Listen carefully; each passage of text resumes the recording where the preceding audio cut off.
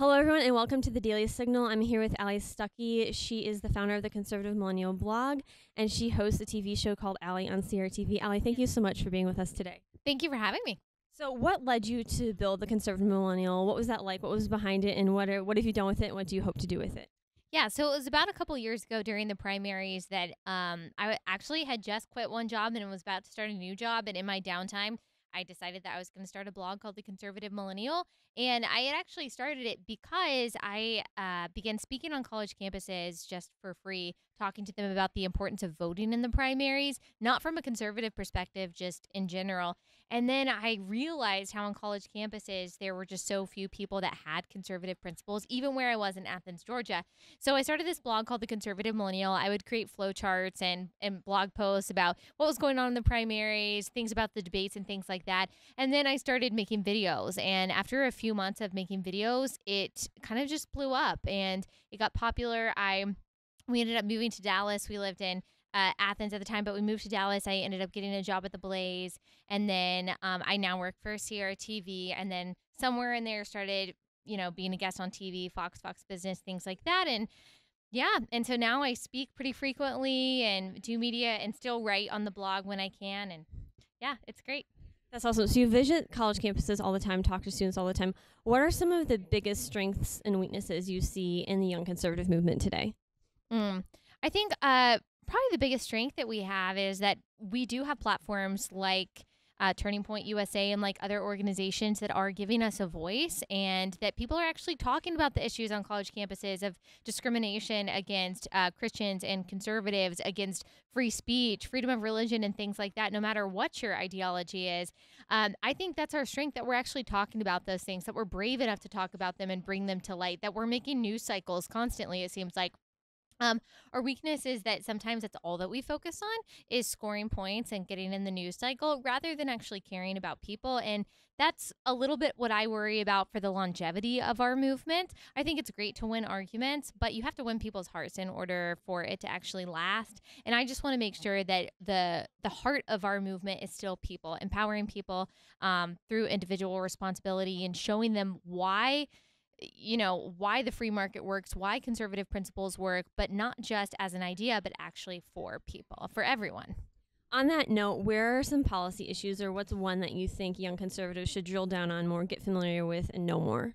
Well, recently I was talking to someone who he is really an advocate for the environment, which is not something that I've particularly been a voice for. It's just not something that I know a lot about, but he is taking free market policies or free market ideas in order to help the environment. I actually think that that's a really good way to reach across the aisle. They always the left calls us the anti-science party, when really that's not really true. I mean, we're the ones that believe in life inside the womb. We're the ones that believe in the fact that scientifically there are two genders.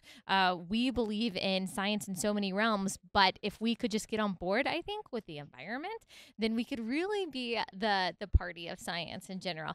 And that doesn't mean big government policies to fix the environment. It means in the private sector. I actually think that that could be a really good issue, even though I'm not particularly passionate about it. I think it could be a good issue to reach across the aisle and to bring some people over. As a woman, you mentioned you're on Fox Business all the time. What do you make of the media's coverage of the Trump administration and the women, especially in that administration? We've seen women rise to amazing break glass ceilings, like Gina Haspel, the new CIA director. What do you think of the media's coverage of these women, and do you think that there's some double standards there? Yeah, it's absolutely a double standard, because we were told that the reason that I didn't vote for Hillary Clinton was because I was a sexist and I didn't want to see a woman become president. And now when women within the Trump administration are rising to the top, and the other side criticizes them, well, it's not because they're sexist. It's because they have legitimate criticism. But when we criticize someone from their side, we don't have legitimate criticism. So there is a double standard. Either you are for all women the way that you say that you are, or you're not. And quite frankly, I think it's okay for them to criticize Sarah Sanders and Gina Haspel if they want to. Sure, that's fine. But you have to be okay when I do it too. Don't call me a sexist just because I criticize a woman on your side.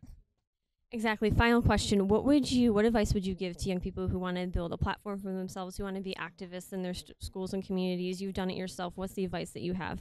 Yeah, I would say first, don't be afraid to work on the ground. I think a lot of us, and I say this as someone who built a platform on the internet, but that's not the most important thing. That's sometimes not the most effective way of reaching people. Sometimes the most effective way is to actually just get involved in your college Republicans on campus, or get involved with an issue that really matters to you. Go volunteer at a mobile sonogram unit that is convincing young women to keep their baby rather than abort them. Sometimes that makes a bigger hands-on difference than, just tweeting about something. Now, I think that's great as well. I obviously do it. I am an internet personality, but don't deny the grunge work just because it's not glamorous. That's actually where the real change is made, in my opinion. Allie, thank you so much for joining us today.